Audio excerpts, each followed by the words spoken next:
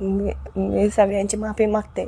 तुम्ही सगळ्यांनी माझ्याकडून एवढी अपेक्षा केली की मी महाराष्ट्र केसरी हो, आणि माझी पण इच्छा होती की मी महाराष्ट्र केसरी ती गाडी मला मिळावं, कारण 4 व्हीलर घ्यायचं माझं स्वप्न होतं.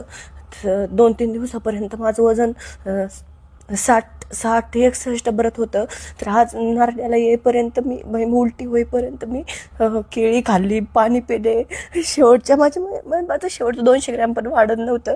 मी कसं बसं तिथं 65 वजन भरवलं. ओपनला खेळायला 65च्या पुढं वजन लागतं.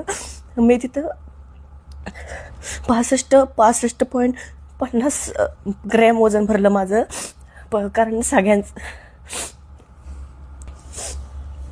28 फेब्रुवारीला माझ्या मनगटाला लागलं. 28 फेब्रुवारीपासून ते 28 आज किती मार्च 28 मार्चपर्यंत मी एक महिना मी हाताची काहीच प्रॅक्टिस केली नाही.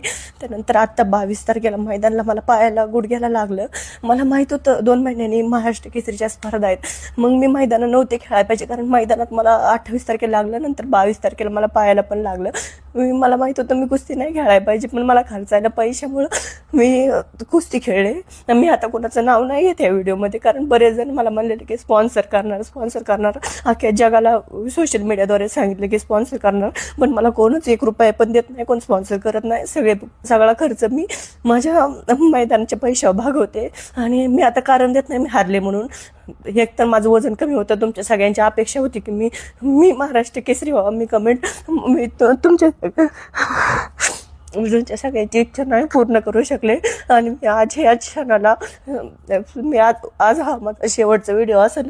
इथून पुढं माझा कुठला व्हिडिओ पण येणार नाही, आणि मी कुस्ती पण खेळणार नाही.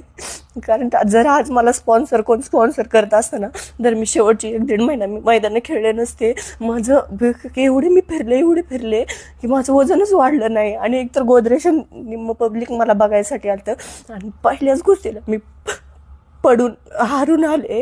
आणि तुमच्या सगळ्यांची इच्छा माझ्यामुळे अपुरी राहिली. त्यामुळं मी आज ह्या क्षणाला माझी शेवटची कुस्ती आणि शेवटचा व्हिडिओ मी कुस्ती सोडते आता. मला सगळ्यात माफ करा.